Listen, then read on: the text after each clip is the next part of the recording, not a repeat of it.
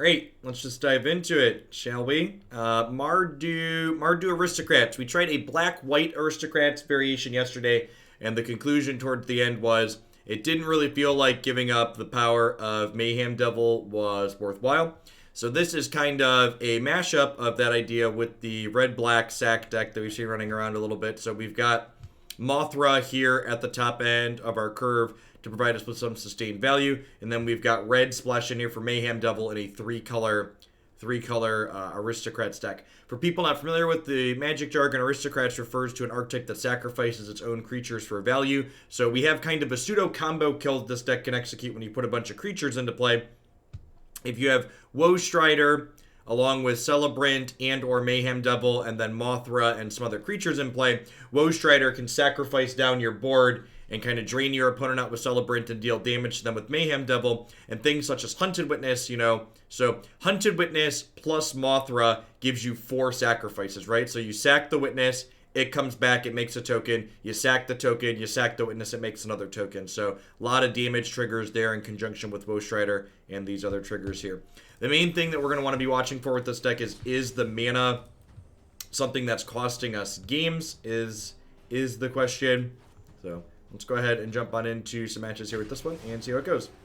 Hey, Aragorn, thank you for the 2/3 of the year. Welcome back.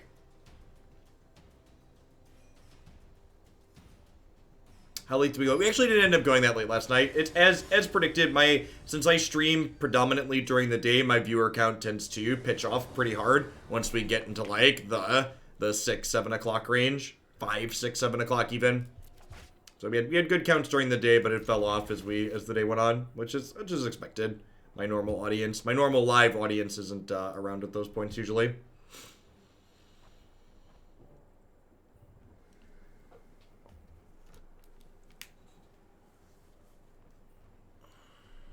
Hey, Cody, thank you for the 12 months of support. Let's get you a sword to go with that shield.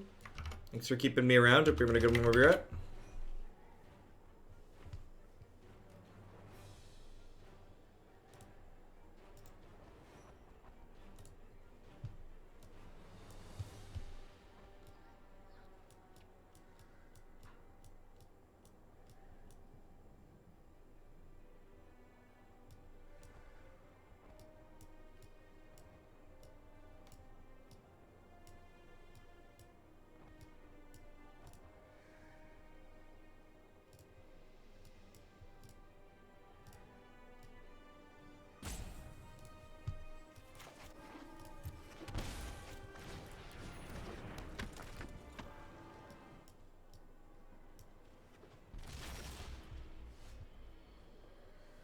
Hey, Death.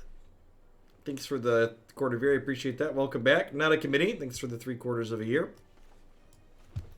Play the Fabled Passage here on 2. So that way we can grab a tapped land and then have an untapped land for a 3-drop next turn.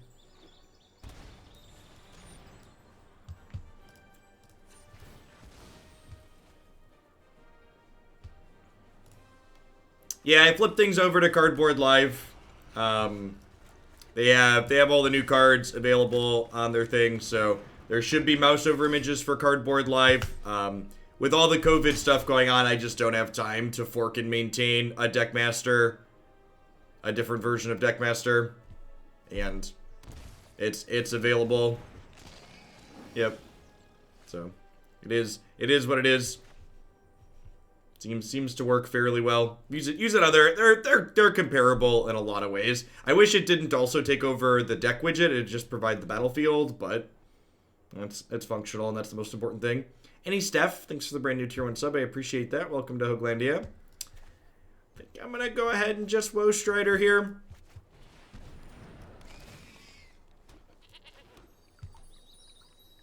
Potentially interesting things for Yarok Field. I mean, the new Tri-Land is easy, right?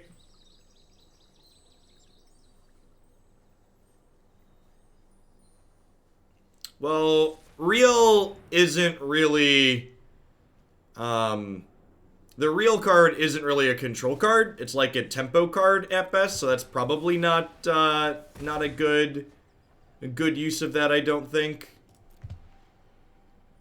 If that makes sense.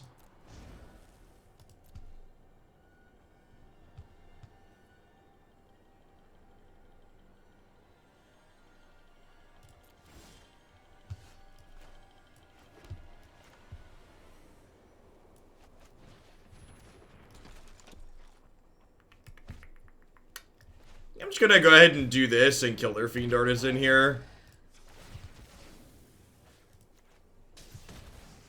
Yeah, you really don't want your card advantage in a control deck to be like a mopey creature that just gets killed, though. Like, so, generally speaking, if you're going to put a creature like that in your deck, you want it to be a card that... You want it to be in a deck that has lots of creatures worth killing, not having it be your only cheap creature worth killing. By putting a single card worth killing in your deck, you're giving up what we refer to as virtual card advantage. So, obviously, they can just recast this with Lurrus here, but that's also, like, not that big of a deal, because it takes their mana for the turn, so, like, this buys us some tempo, which is nice.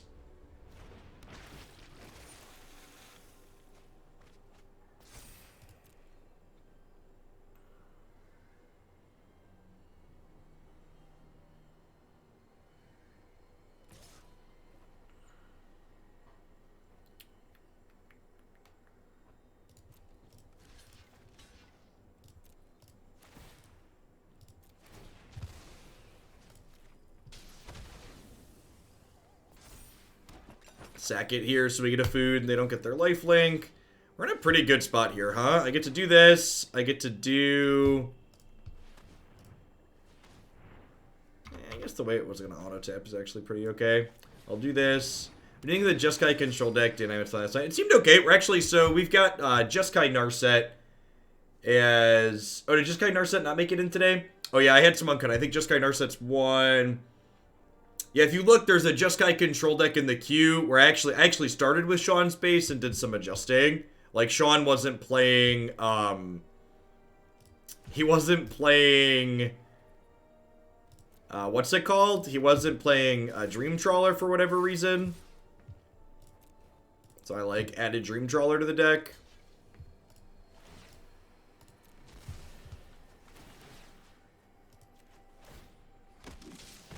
That's the problem we're finding with Hero and Standard and Historic. They kill the Hero, and then you're playing a bad control deck. Yeah, exactly. Hero has a very similar issue with some of the ways that it gets built.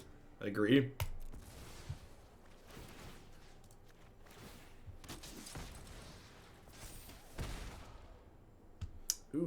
Ooh. Alright, well, we're gonna get to do some stuff next turn. That's exciting.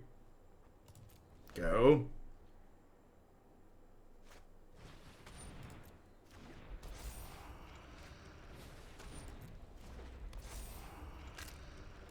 Quite fiendish.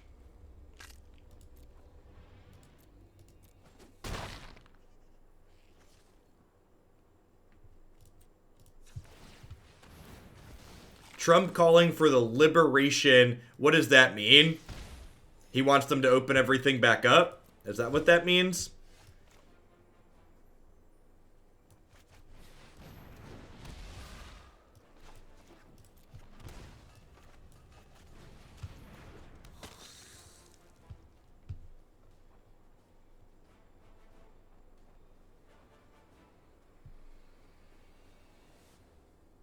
Yeah, I believe they're dead here, right?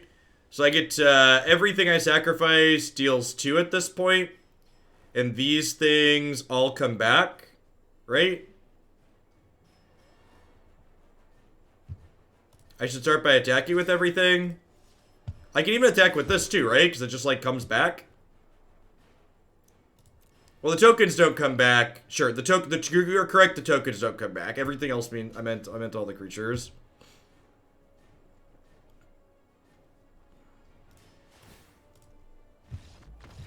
Yeah, they're just conceding because they're dead. Has anyone else received a massive spike of gifted subs this week? Well, I mean, for the Magic community, usually there's more gifted subs and things in general. During set release weeks, there's just more activity on the channels because there's more people watching. So in general, around set release, you're gonna see more gifted subs and things like that. Oh, that's true. Stimulus checks went out in the United States, too. That's probably a factor as well I didn't think about. Usually there's more activity in general around set releases, but stimulus checks are a good point. Hey, Pit Panther, thanks for the 5 months. All right, so Claim the Firstborn, easy in here against the opponent's deck. Lots of things in their deck that those look like they take out. Gosh, what do I want to trim? Most of our cards seem pretty reasonable here.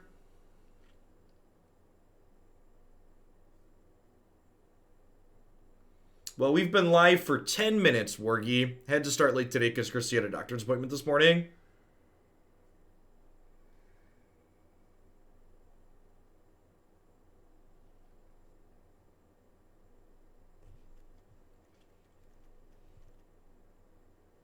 Does Claim plus Moth give them their creature back? It does. Return it to the battlefield under its owner's control. That is how that works.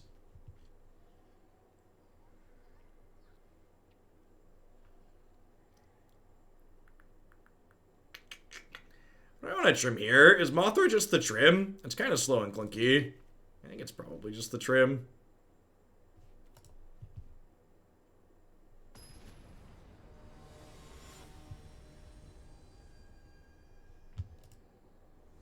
Have there been any moths at MTG before? I don't know the answer to that question offhand. If you do a search on something like Scryfall, you should be able to answer it pretty easily.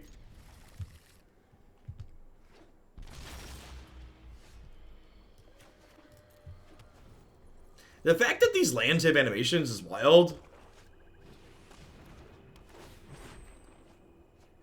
Am I disguised by the 50? The thing that surprised me the most about my poll on Twitter is how many people have responded to it saying they didn't read the question correctly.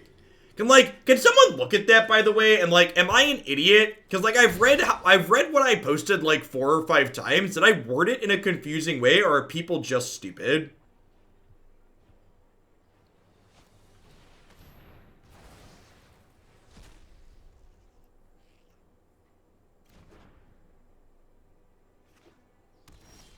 Literacy is a big problem. You're not wrong. What 3-drop do I want to play first here? I think it's just Midnight Reaper. Maybe I'm supposed to lead on Mayhem Devil because I don't have much to enable this right now, so I don't mind if it dies. What if I just trade this here? That's probably bad.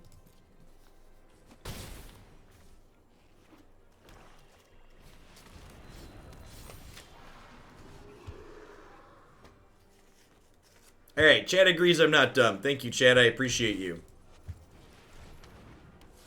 Let's turn off auto-order triggered abilities so we can stack these things how we want to stack them.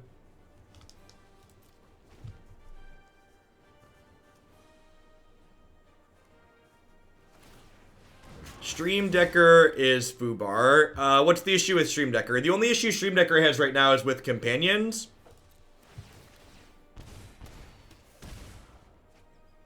But the rest of it seems to be working as expected. I'm gonna go ahead and trade this here.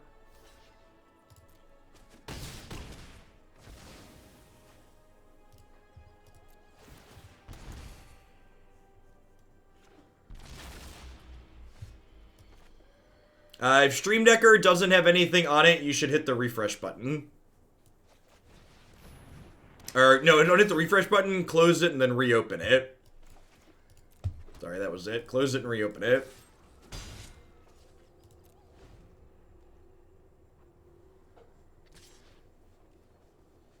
It felt kind of mediocre overall.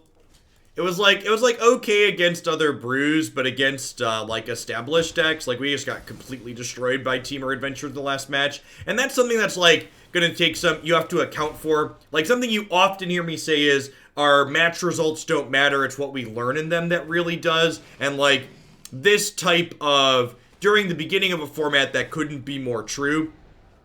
We have this match, for example, if we win this match, our opponent's playing a brew, we're playing a brew, does it really tell us anything about the power level of our deck in the format? No, not really.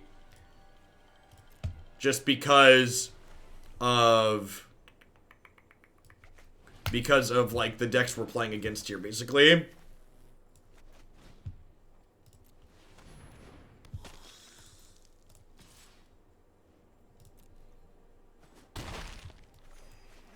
This might be cheeky, using the claim to gain 3 and play my Cruel Celebrant, I don't know.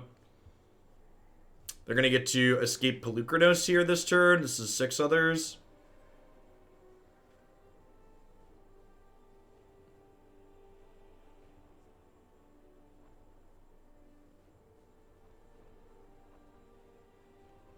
The sentence is long enough that people skimming... Okay, so if people are lazy, it's easy to misinterpret. Got it. Apex of Death. Yeah, so any number of creatures total power 10 or less from the graveyard to play. Oh, that's really... That's fantastic with Pelucranos, huh? That's super funny. Oh, and these things effectively have haste? Oh, yeah, we're super dead. That was great. Shadow Kid, thanks for 11 months. Welcome back. I don't think this is a Noxious Grasp. Maybe it's a Despark matchup. Because of that. Yeah, after how that game played out, I'm not actually sure I want these Claim the Firstborns. I could want Despark. It might also be right to just, like, put the Mothras back in and basically click Submit. Yeah, I'm just going to put the Mothras in and click Submit. Deckmaster's just taking forever to update the cards again, Time Lord. And Cardboard Live has the new cards in already. And originally I was going to fork and maintain an open source version of Deckmaster, but with all the COVID stuff going on, I just don't have time. All of my extra bandwidth went to doing extra stuff with the kids since they're not in school anymore. Cardboard Live works well, and it's updated very quickly, so... Yep. Yeah, part of the hang up on not considering switching to Cardboard Live was they didn't have an open source client that I could run on Linux, but since I have a Windows set up anyways, it's like whatever. Unknown Stuber, thanks for the 26 months, I appreciate that, welcome back. That's a good draw. I'm gonna hold on to the Tri-Land for now, because there's a chance we might end up cycling this with 4 lands drawn already.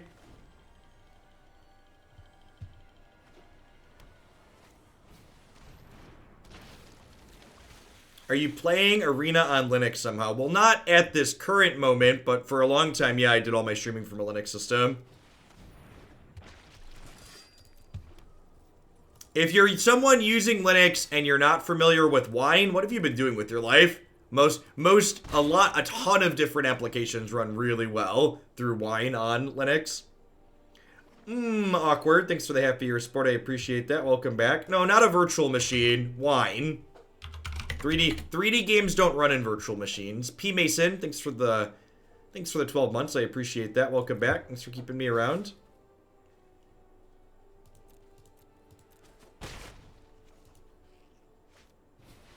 Yeah, Wine is not an emulator. No, it isn't. Wine is a compatibility layer. Oh, you know what? Maybe I should have left different color lanes open here. At any rate, let's do this. Would I rather keep the Midnight Reaper or the Mayhem Devil? I think I'd rather keep the Midnight Reaper for future card advantage.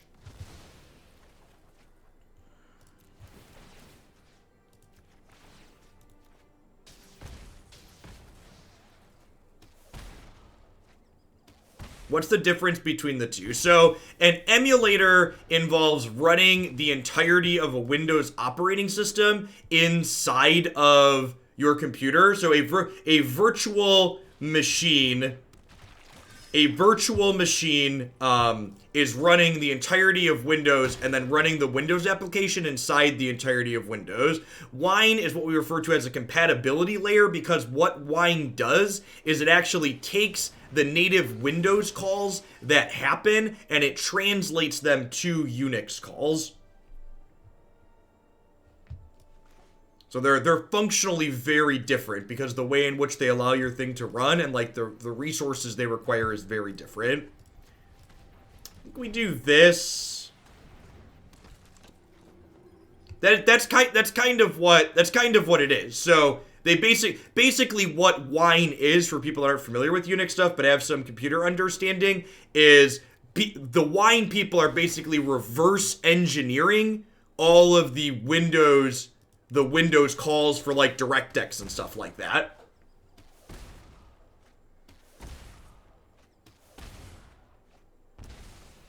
And look at that. We got rewarded here. Decided to leave up both my white. We drew this.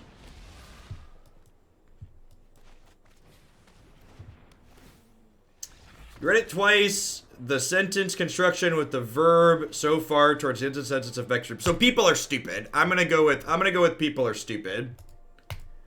Basically, what you're saying and what other people are saying is people got lazy and decided to vote halfway through reading my sentence.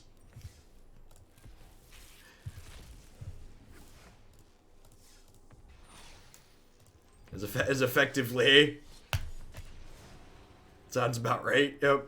Hey, small card. Thank you for the very generous tier 3 resub. Hoagland on a Friday and low-level hardware discussions. I mean, technically, wine is software, right? The Luca deck was sweet. I agree. As a fan of getting people, that one definitely gets people got. What are the odds I can draw a third land? 0%? Let's keep it anyways.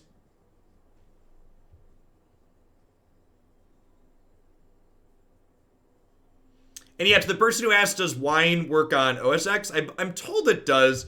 I don't believe it has as good a support as running on Linux, but wine technically works on any Unix systems.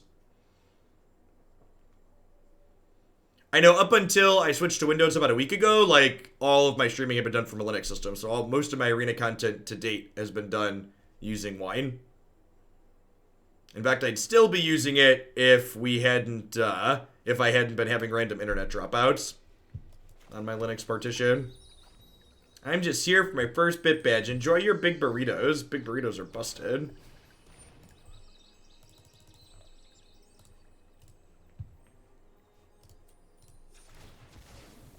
We saw this a little bit yesterday. So opponents got Obosh the Prey Piercer here. So all of their cards are odd. Whenever an odd source they have would deal damage, they get to double it up. So notably, our opponent's cat deck is not going to play Priest. Now that MTGO is dead to us, do the burritos go away? Nah, the burritos are still a fine meme. And we're still playing some Magic Online. It's also worth noting. They have an oven here. Yep.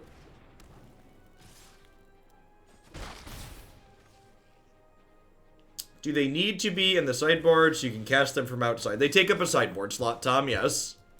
If that's what you're asking. They are one of your 15 sideboard slots.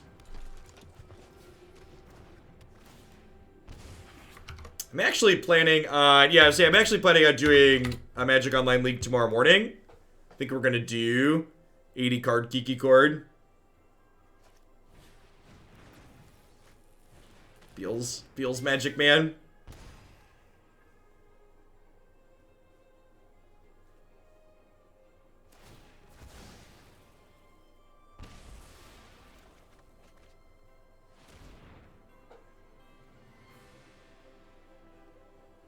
Nah, I think that's too much nuance. Eternal Witness.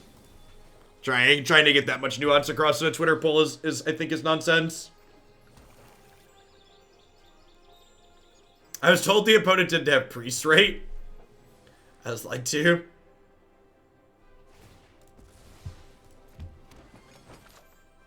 It's a rough beat, chat. It's a rough beat.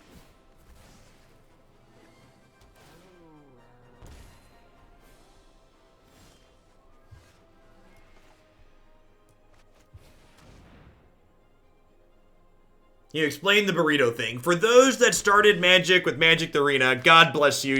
You're one of the better offs. Magic the Gathering Online is basically a platform that enables online gambling via Magic the Gathering. You have to pay $10 to play a league. God, this flipping card, man. This flipping card. You have to pay $10 to play a league on Magic Online. And the difference in prizes between going 2-3 and 3-2 on Magic Online is approximately $7 worth of prizes. Or one burrito's worth of prizes. Alright, claims and Redcap Melees are coming in. Brady Kills, thanks for the 2/3 of a year. Welcome back. I appreciate that. Thanks for keeping me around.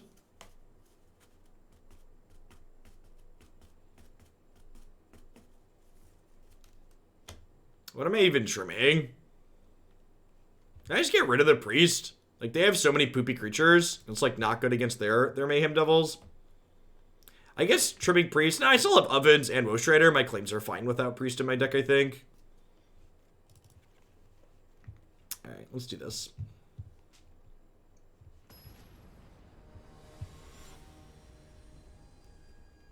Back in my day, we went hungry to play bad decks in Magic League. Yeah, you could literally lose hundreds of dollars per week playing leagues on Magic Online. Like, no joke, straight up, you can spend hundreds of dollars per week losing matches on Magic Online.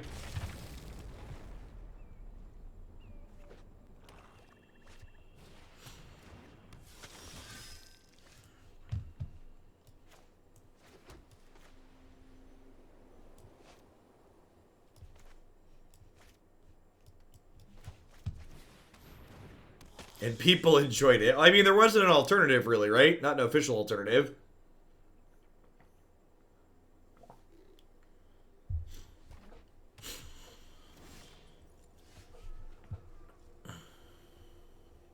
I was like, I think I talked about this when I did the Raid Shadow Legends sponsored stream, and we played it non-sponsored too after that because I played the game a ton. But I had some really uppity, disconnected from reality Magic the Gathering players that told me they were upset I would support a game like Raid because Raid encourages gambling. Let's enter the battlefield, create a 1/1 human soldier token. Whenever a creature you control dies, each opponent loses one and you gain one. That's cute. Yes, like no joke, had actual factual Magic players told me they had a problem with me promoting the Raid game because Raid encouraged gambling. And I mean, it does, like, gacha games are gambling, but like, so is Magic the Gathering. Gambling is fun. That's just how this works. Hey, Kobe Cake, thanks for the 26 months of support. I appreciate that. Welcome back. Thanks for keeping me around.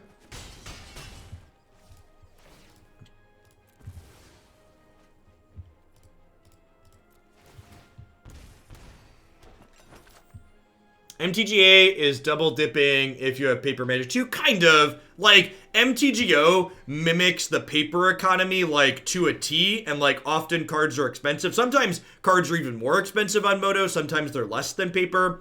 Whereas, like, the overall price of owning things as a whole on Arena is much less.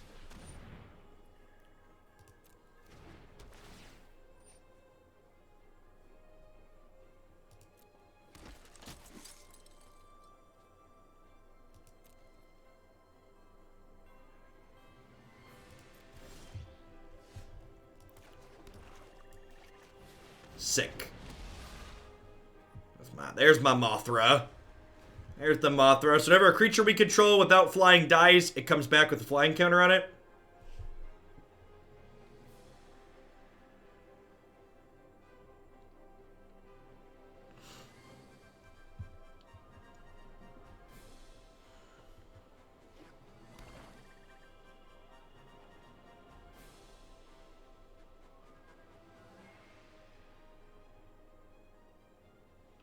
Yeah, that's actually true. Magic Arena has a little bit less gambling elements to it. Kind of. I'm doing well, Oopspat. Life is swell. Christy had her 30-week doctor's appointment this morning. Had her 30-week ultrasound. Everything is good and healthy with baby girl, so that's good. She's measuring big. She measured at 31 weeks, so it's in the 60th percentile for size. One thing that's worth noting here, and this is something to think about too. So, like, we have this Mothra that's being splashed as a double white card in this deck. I'm not sure that this card is actually better than Nightmare Shepherd, because it's worth noting that double Mothra doesn't work well together, whereas if you have two Nightmare Shepherds in play, your Nightmare Shepherds do protect each other. We do have a name picked out, however, we are not currently. Christy doesn't want to share it just yet. Do you have any kind of theory as to why traditional kinds of incremental mid-range advantage stopped to Silver Magic? Yeah, they started printing an incredible number of busted ramp cards. Super easy to pinpoint why that was the case.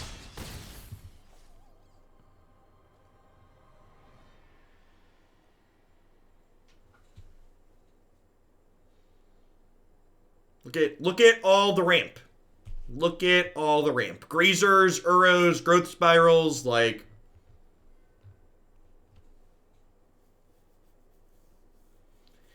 Am I just double capping this? I feel like no. And actually, it might not even just be the ramp, but Embercleave's actually a good example. Embercleave is another good example of a card, a type of card that like pushed traditional decks, traditional mid-range decks out of the format. So that's a drain for 2 if you kill those. It's actually not.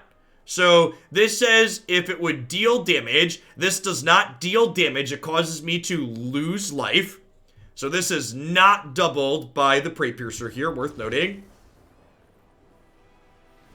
Octopus, thanks for the brand new tier 1 sub. I appreciate that. Welcome, welcome. Thanks for keeping me around.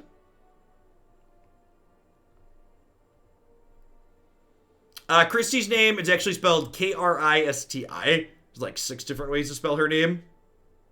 No, I don't even think light up the stage is the reason. So I think it's more related to Embercleave. So generally speaking, traditional Magic theory says you want to be slightly bigger than the deck your opponent is playing, and a card like Embercleave lets these aggressive decks not care about how big of the creatures your opponent is playing. Like, if you have a 2/2 and your opponent plays a 3/4, you just don't care because you have Embercleave in your deck, right? And like that distinction really matters. Like, traditionally speaking, mid-range decks try to stabilize against creature decks with blockers, and Embercleave makes that impossible. So mid-range decks got squeezed out on both ends. We printed an incredible number of ramp elements like Grazer and Uro and other things like that. And then on the bottom end, they also got pushed out because they can't block efficiently in the current Magic climate. Urvik, thanks for the 14 months. Welcome back. Thanks for keeping me around.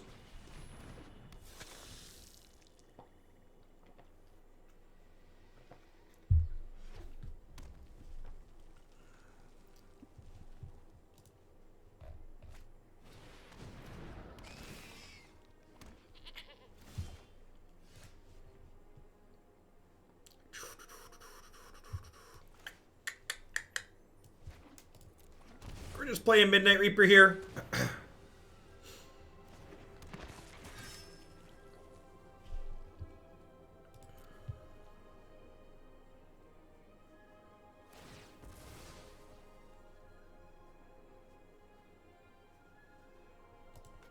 Yeah, pumping Knight on 3 is generally not something you want to be doing. Generally, this is an ability you want to be using in the mid to late game.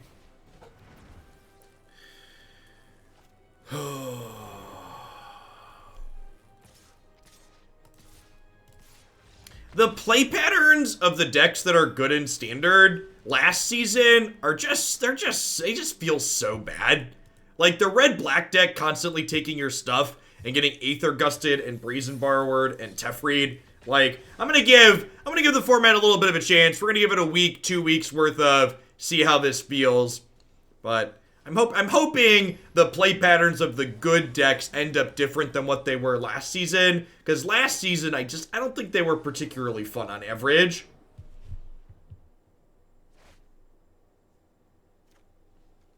There's a reason why we ended up playing a bunch of Historic and not so much Standard last season.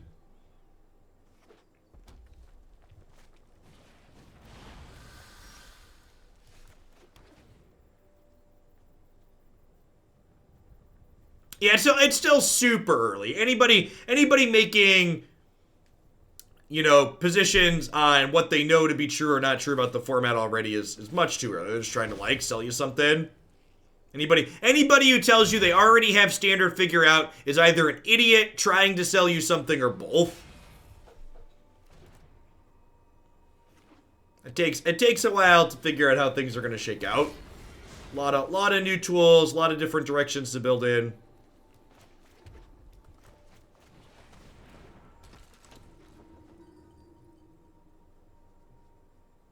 A lot of people who make content will try and like give very strong positions early on in a set because they feel like hot takes kind of validates what they're doing or lets them speak from a position of authority.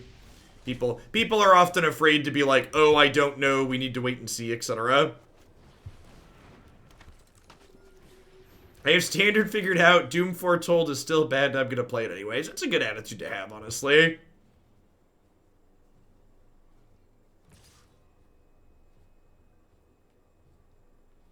Sweet, Hedgehog. I think I just go ahead and take this hit here. Feels like a Rimrock Knight.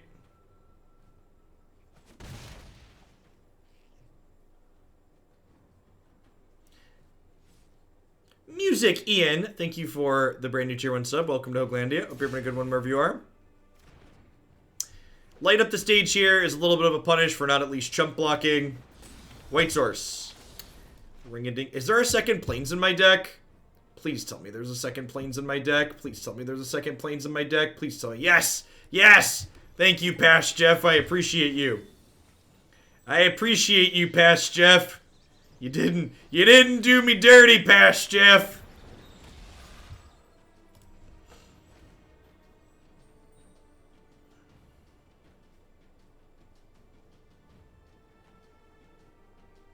Hey, greetings, VX.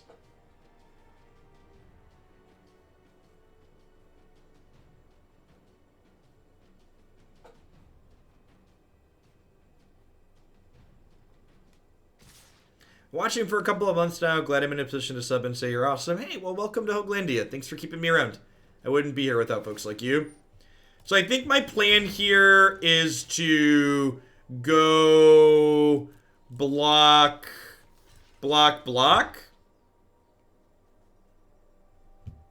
Since Mothra will bring these back. Thanks for the 2.5 years, Admiral.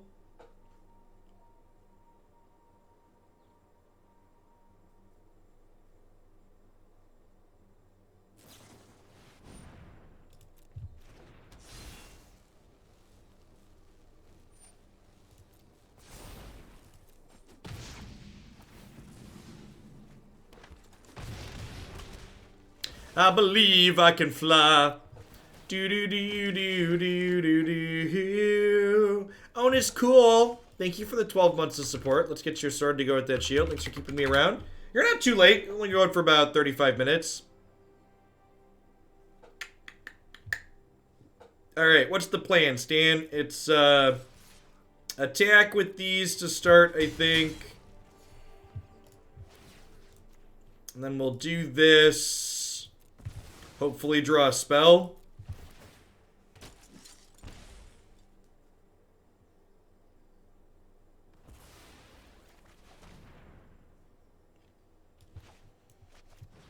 It's a spell. It's a spell. You love to see it. If a 4-color human to the queue, and after playing it, the next 2 clunky, could update it to something else. Yeah, sure, Elks. For sure. If you're just dropping a color, that's fine. Just update the deck list that you've already gotten there. Devil's actually great, because I can sack this, make a food, ping this for 1, and then sack the food, kill it. I think that's the plan.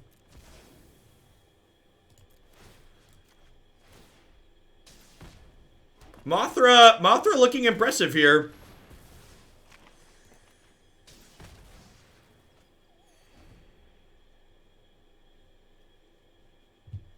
Yeah, want to play around Infuriate is a card that they play on occasion, so just going to go ahead and kill this on my turn. Just because you can do something at instant speed doesn't mean you need to do it on their turn.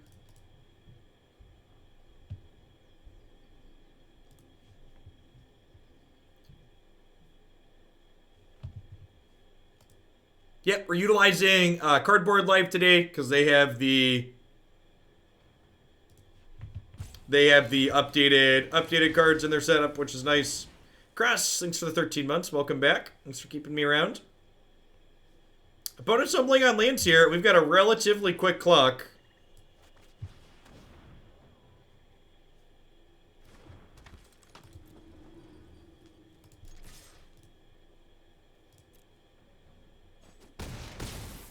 Crunch, crunch.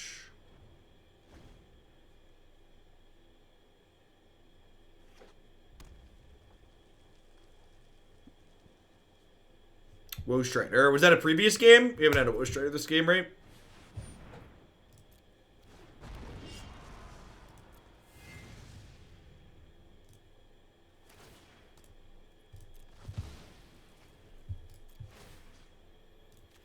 Houston, Mayhem Devil, you are cleared for liftoff. I repeat, Mayhem Devil, you are cleared for liftoff.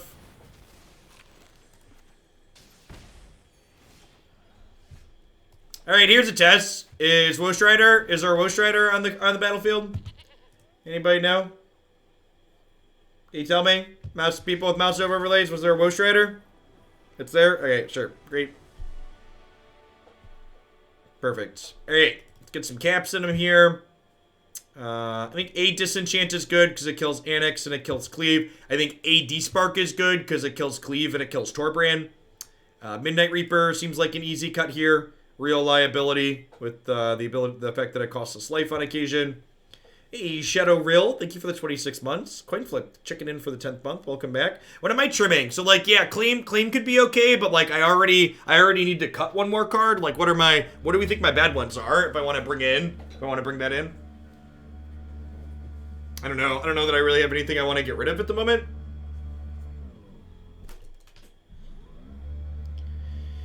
Demir Spy, thank you for the 28 months.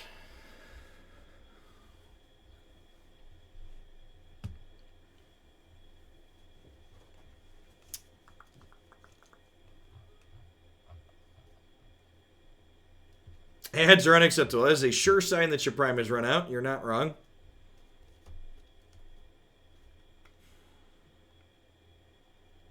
But if I like trimmed around the edges.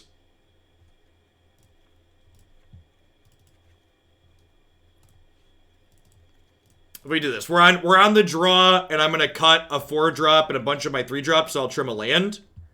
I think that's probably fine.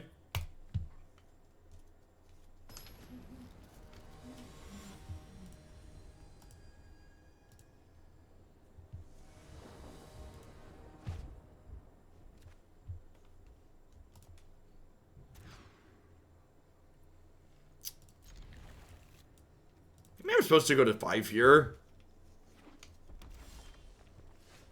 Ooh, that's a good one. Alright, so you want to lead on the oven rather than the cat. Because if you play the cat and then they kill the cat when you play the oven, you don't have a food to bring the cat back. So, especially against the Bone Crusher Giant deck, definitely want to lead on the oven.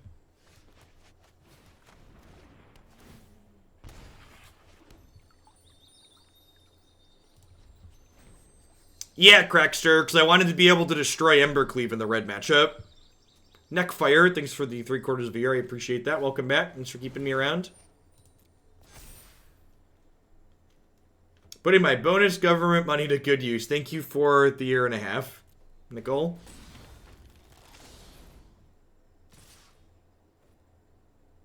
Go forth and stimulate the economy, my children. Embrace the socialism. Embrace it. Personally, I'm really excited to see the mental gymnastics that get executed over the course of the next 1.5 to 2 years, while all the conservatives justify cashing their stimulus checks, while also decrying Medicare for All and other programs as dirty, evil socialism that's no good.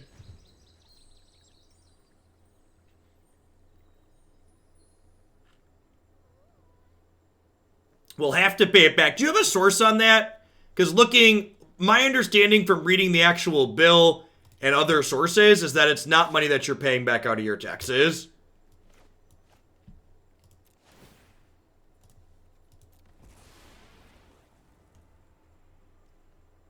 You're not paying it back. It was correct. That was in a previous version that got changed. That was not in the bill that actually got passed. It is a...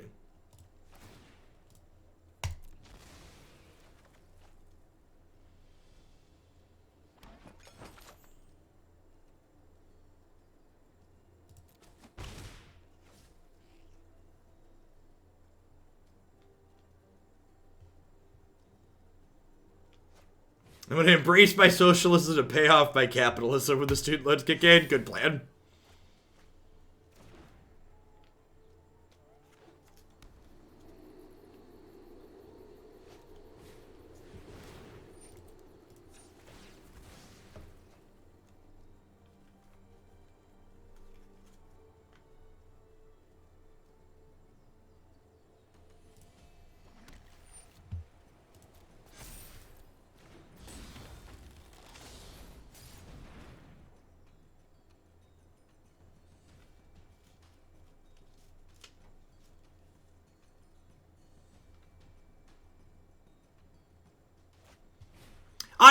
honestly, them needing to do mental gymnastics is probably a good thing. Without the Olympics going on this year, there's going to be a shortage of skilled entertainment like that. So, man, them getting to jump through some hoops to justify these things to themselves is good. Good substitute for the lack of the Olympics. Well, we really wanted to hit a land there, huh? I guess we're just putting Woe Strider into play. I feel like we're probably dead here, missing the 4th land. Hey, Boneless, thanks for the 25 months. Welcome back.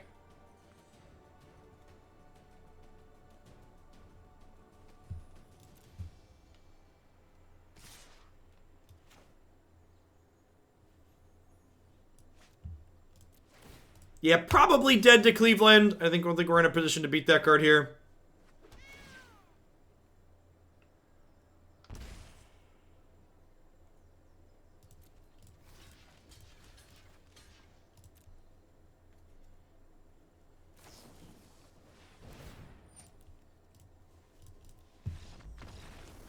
I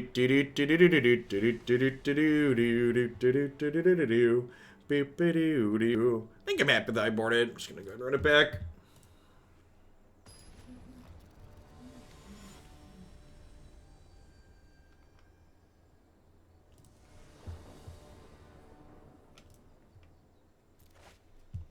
So, the reason why you know they have the Ember Cleave is Ember Cleave was like the beta test for the companions.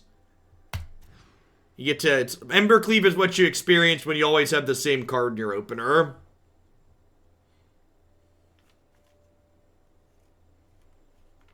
Haven't watched much IQR yet, but are companions busted or completely busted? I think the people that are decrying companions as mistakes are probably... There's probably a lot of overlap with people that don't like companions along with people who don't like planeswalkers.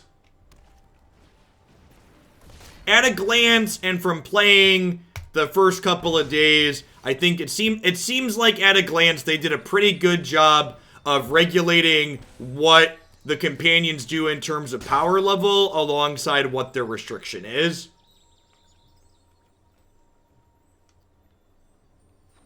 Something I've often talked about on stream is that the thing that keeps me personally coming back to Magic, and the thing that, in my opinion, makes Magic a better game than lots of the other card games out there at this point, especially other digital card games, is other digital card games just don't hold a candle to the level of deck building depth that Magic offers. And companions, in my mind, serve to extend that deck building depth to another layer. He's playing Despark in the deck over... I don't know what Dire Tactics does. Can you tell me what Dire Tactics does and why I would play that instead of Despark? Maybe I should wait to play this since they exile the Lava Coil here.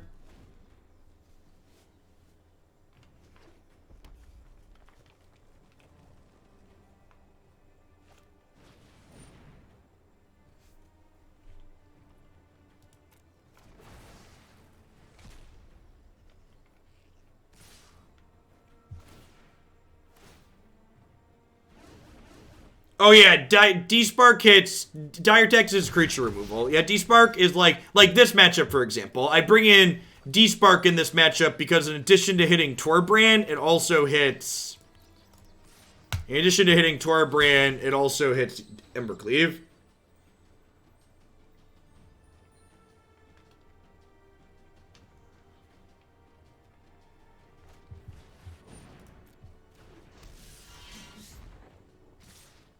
What are we looking for here? Mothra would be an okay draw.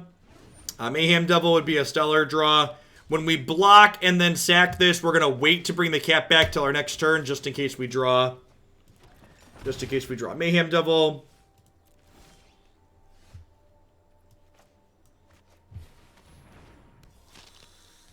Could I put this towards a historic deck that plays Mythos of Snapdax or Snapdax himself in Mardu? Yeah, I can make a note of that. Make that happen.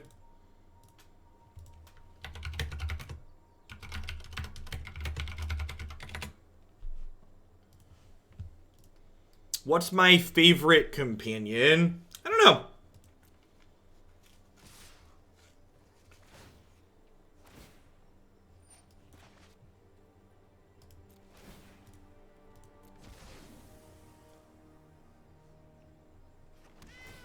Hey, thanks for the 3/4 of a year, D-Sprag. Welcome back.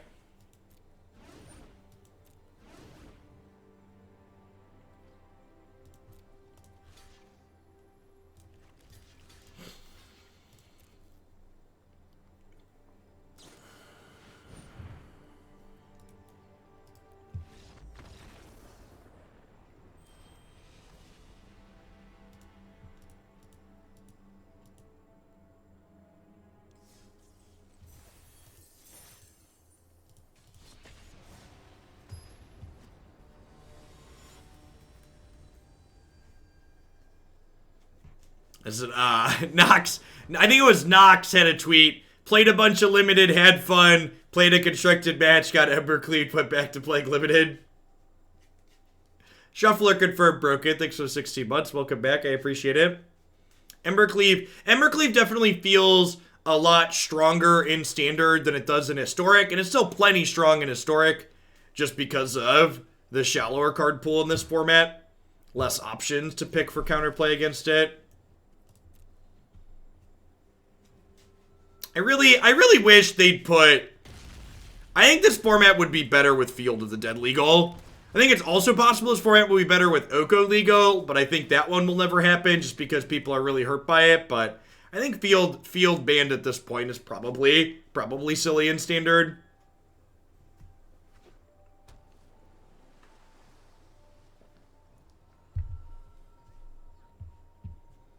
Mothra, the art on these is great. I agree. Cathartic Reunion, discarding Mountains, maybe some kind of Phoenix deck?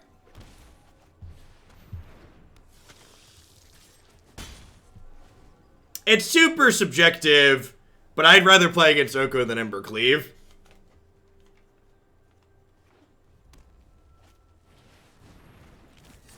Feel free. That animation is great.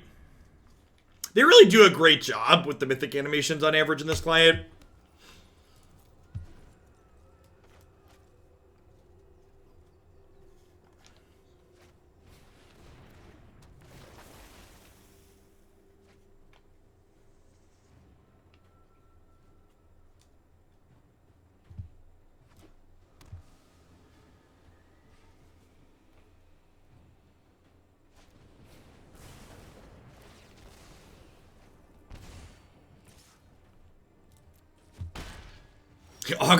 Augur found a card? Say what?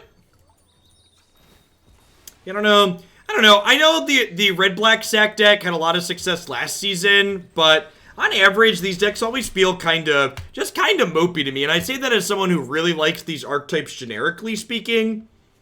The average card quality is just so low in them. I don't know if there's really anything you could do meaningfully to improve them.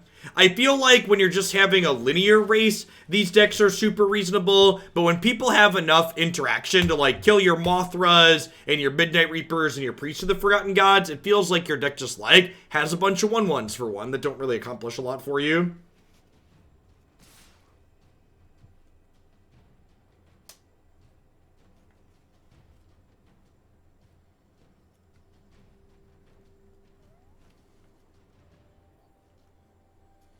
Honestly, Coons, I'd be surprised if we have large sporting events with packed stadiums in the fall. I wouldn't be surprised if we get to a point where we can have sporting events without the packed stadiums, like we have the players there to play, and that's fine. We have testing available to make it safe for the players. But I feel like it would probably be, yeah, that's what I've heard talk about. I've heard about once things are going to get a little bit more stabilized and some amount of normalcy can come back, but like large concerts, large sporting events, stuff like that probably are things that we're going to have to wait until after we have a vaccine widely distributed.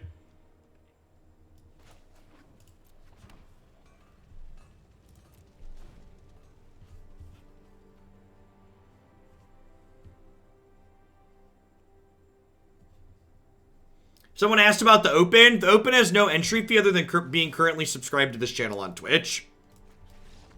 You do also need to be capable of streaming your matches to Discord upon request. You are responsible for making sure your hardware is capable of doing that.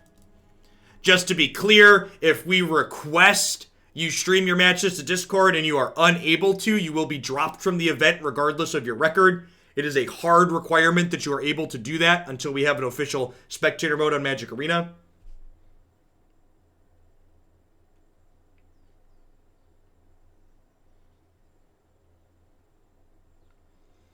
The real Dr. Destroyer, thanks for the 3/4 of a year. Welcome back. Thanks for keeping me around.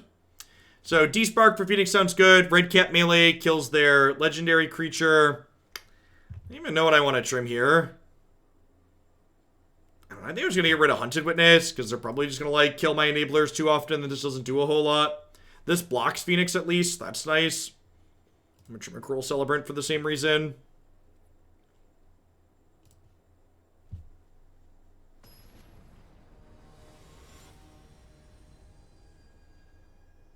Hey, Thopter Gifts, thanks for the generous tier 2. I appreciate that. Welcome back. The Godzilla deck yesterday was great. Yeah, every day for the next week, my intention is to remain live until we're no longer over 2,000 viewers. So, especially with us just being stuck at home. Anyways, that's usually what I do around set releases, so Ripto, almost 1,900 people here already. Welcome, folks. Thanks for hanging out. And starting tomorrow, I will be back to my normal early start time. So yesterday I didn't have an early start time because the patch was later getting out, and then today Christy had a doctor's appointment, but I'll be live by 8 a.m. to 8:30 tomorrow, like I am most days usually.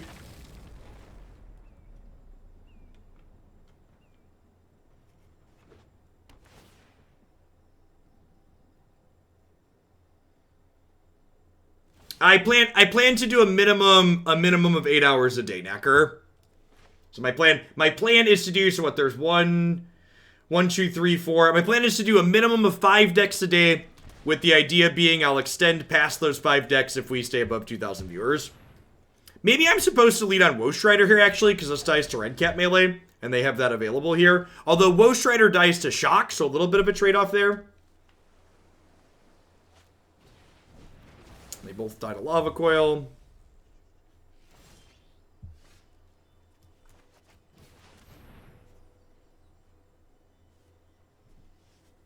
How did the appointment go? Great. Everything is good and healthy. Does Jeskai have any wheels without Teferi? Why is that a question you would need to answer? Teferi's going to be legal until the fall.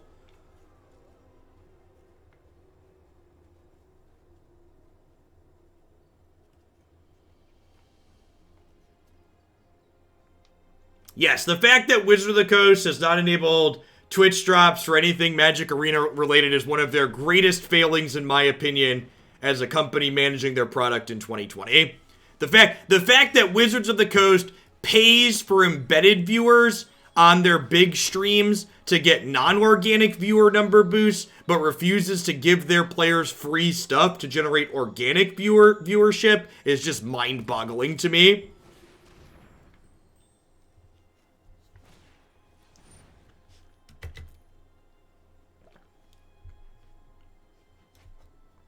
So Twitch Prime Loot is different from Twitch Drops. For people that aren't familiar with the jargon, Twitch Drops are you get in-game stuff for watching Twitch streams. Twitch Prime Loot is you just get a specific free one-time thing or couple-time thing for having Twitch Prime. So Twitch Drops encourage organic viewership by getting people to turn on Twitch because they get stuff for turning on Twitch. Hey, Guard Yourself, thanks for the 15 months. Welcome back. Yeah, Red Green Luca is a great one to add back to the queue. Perfectly fine. Deals damage to target creature, planeswalker, element, or instant sorceries in your graveyard. Exile it instead of putting it in the bin. Yep.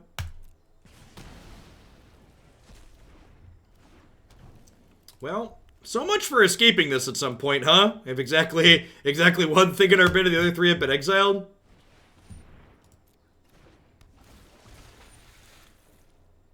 Yeah. Yes, this archetype felt like as much of a miss as yesterday's did, unfortunately. And like I said, I don't really think there's things you can really do to improve it. These decks like this, these heavy synergy decks, just aren't really fantastic in Magic these days unless they're also individually powerful cards paired with those synergies. Hey, Toll, thanks for the brand new Prime support. Welcome to Hooglandia. I think we're up to almost 100 people signed up for the Open already when I checked yesterday. 103 people as of right now. Sweet. So that second Hooglandia Open / first Standard Open will be a week from tomorrow. The Faith Age, thanks for the 42 months. Welcome back. All right, third Priest of the Charm, right? Hey, Game Arcane, thanks for the 5 months. Windowhead, thank you for the very generous tip for Red Green Lucas. Sounds good. That should get it into tomorrow's stream, I believe.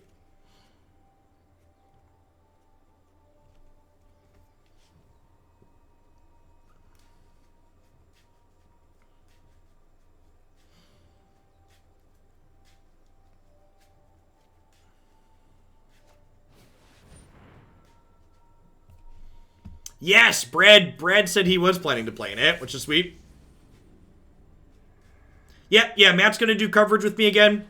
For people that didn't see, as far as Open stuff goes, Cool Stuff Inc. agreed to be a premier sponsor for this Open. So they put up $500 in Cool Stuff Inc. store credit for the prize pool. And that store credit's going to go to people who get first, second, and third, and then as well as everyone that gets at least 7 match wins. And the full prize breakdown is on the MTG Melee event page.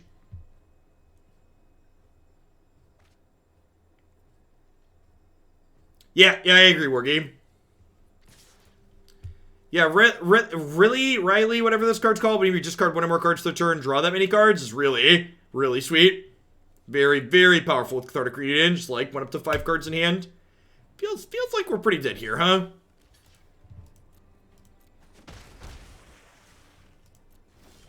So no joke.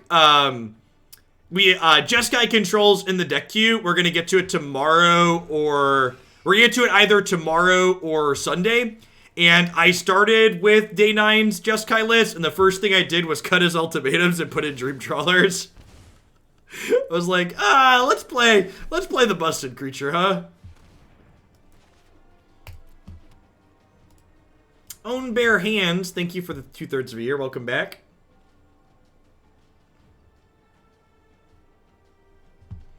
Also, to plug Cool Stuff Inc. a little extra, I don't write weekly anymore, but when I do write, my articles go up for free on their website, in addition to all the other wonderful free content that they have. And I had an article posted today talking about cards I like from the new set. We're very dead here. Let's try one more. See if we can find a more linear opponent that doesn't pick us apart, but so far playing against Slews of Removal, this archetype has not felt particularly competitive.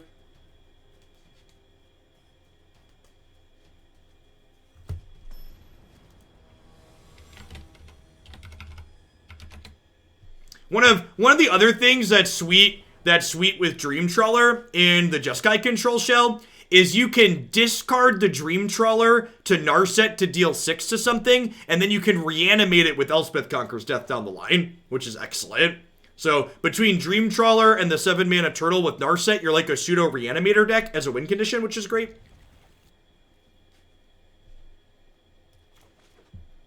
What do you think are safe crafts? No one really knows the answer to that question at this point in the format. Things are just too new.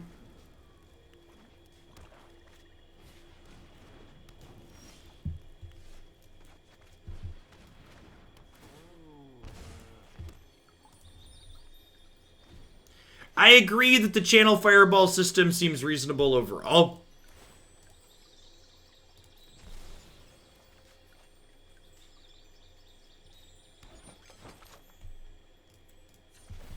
Tri-lands are safe. I don't even know if I agree with that, though. Because like, I don't necessarily know that, like, 4 Tri-lands is going to necessarily guaranteed be the optimal number of those in the long term.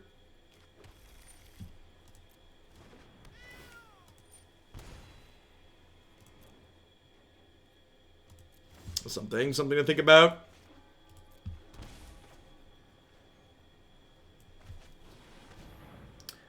Maybe I'm supposed to lead on Mayhem Devil here. I don't know. I feel like I'd rather have Midnight Reaper die than Mayhem Devil. So I'd rather bait with Midnight Reaper in case they have a, what's it called? The Claim the Firstborn here.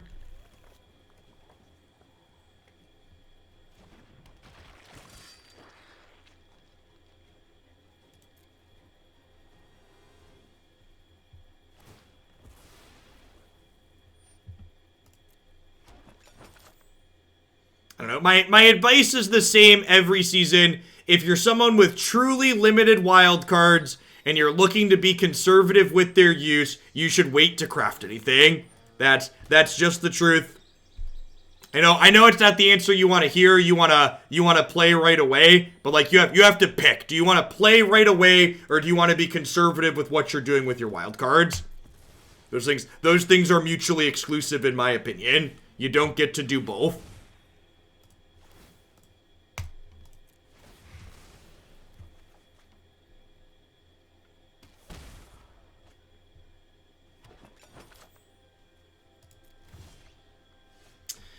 So do I Mayhem Devil first, or do I Mothra? I think I'm gonna Mayhem Devil first.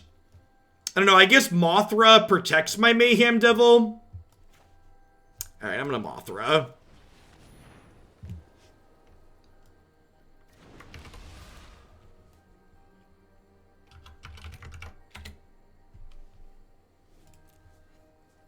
Testing on MTGO so I can figure out things I want to craft on Arena. Yep. Oh, Magic Online digital ecosystems.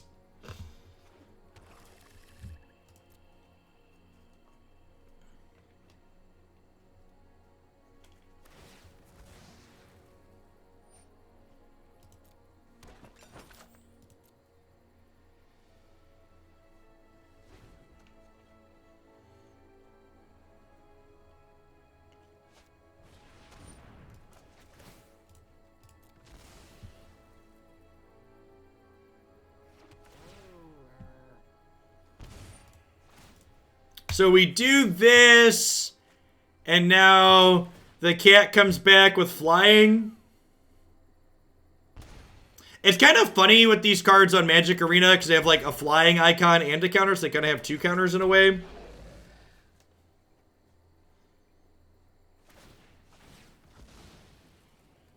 So like, do they shoot my face here, or do they shoot my creatures? Do they have enough sacks to kill Mothra? I don't think so. If they kill Midnight Reaper, it's going to come back with Mothra, right? So it's like not a big deal.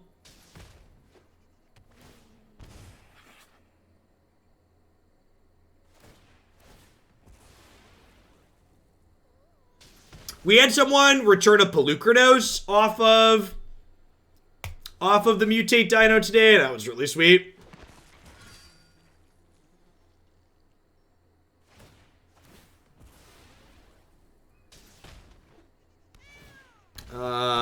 Do they have a Fabled Passage here?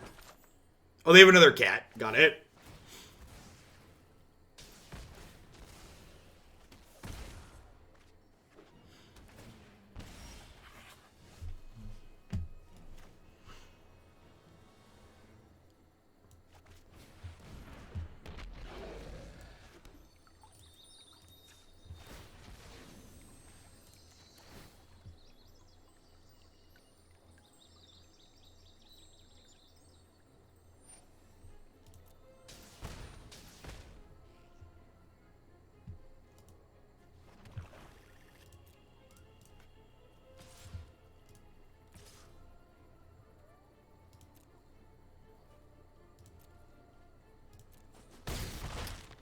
Long-time viewer, first-time sub. I walked away from MTGA in the middle of Eldraine, came back after watching you play Historic. Actually used a bunch of wild cards to craft cool decks for Historic, and was horrified to find that Historic rank was temporary. Yeah, you should. You should make your voice known if you're one of the people that would like, one of the many people that would like Historic rank to be available year-round like it should be. Be sure to reach out on Twitter, Reddit, whatever social media you use, multiple pieces of social media. Let Wizard of the Coast know that you feel it's incredibly stupid that they don't support their formats year-round. It is very, very dumb. MTG_arena on Twitter. In my opinion, it's completely unacceptable that Historic is not available, ranked year-round. You can still play best of 3 on demand with matchmaking at least. It's not like Brawl, well, it's just turned off. Hey, thanks for the full year support, Stegall. I'm glad you enjoyed it. I'm super excited about the Open Series moving forward. Looking forward to running those events every month.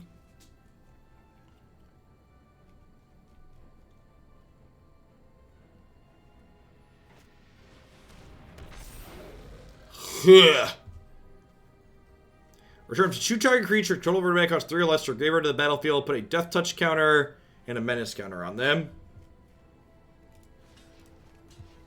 Under the videos section on my website, there is a Hoaglandia open videos button. I'm going to do something more formal with the website at some point, but I realistically won't be doing anything with the website for like the next week or so. Probably not till after the next open.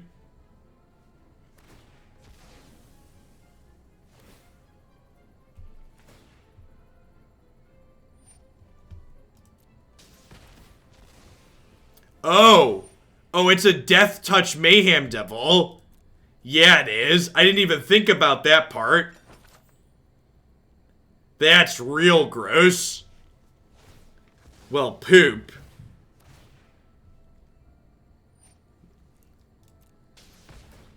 Hey, Michael, thanks for the half a year. Welcome back. Yeah, all right. All right.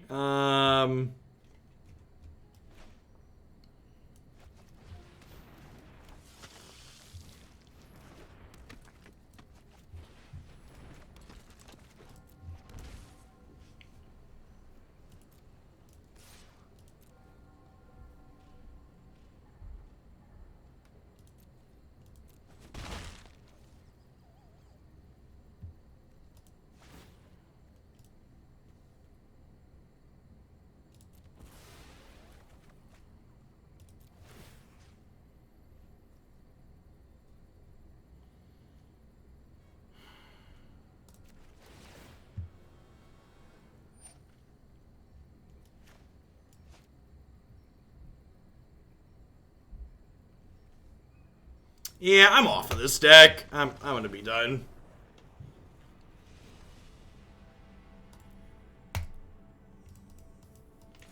The white cards just don't do enough for this archetype. I think that last opponent had most of the idea of what you're looking to do. I think if you're looking to do something, you should look to expand in just the straight red-black deck. The red-black deck had reasonable success last season, but honestly, I don't think this archetype feels good in general, even in the red-black shell. Like, it's a deck that I would describe as it's a 2 or a 10. It's the type of deck where when everything comes together, it feels unbeatable. But there's just so many games where your opponent has 1 or 2 pieces of interaction, and you're left with like a 1/1 for 1 and a 3/3 for 3. And like all these other individually weak cards that when they pick apart your couple of key things that are supposed to make the bad ones better, you're left with just a bunch of mediocre things. Yeah, and like the Deafening Clarion matchups are always feel just impossibly hard for these decks. Feel like a pretty big miss for me overall. Wasn't a huge fan of them last season. I don't feel like any of these type of upgrades really did anything to fix the problems that they have. Yeah, your synergy deck's a lot less good when your synergy gets just kind of demolished every time. All right, I'm going to hit a quick ad roll while I get the client restarted and we get flipped over to the next one with the Stream Decker and all of that. When we get back, we are going to kick the tires on some blue-red Mutate here. This was a build-around submission for a Mutate deck. We'll be back in just a few. Thanks for hanging out today, folks. Don't go anywhere.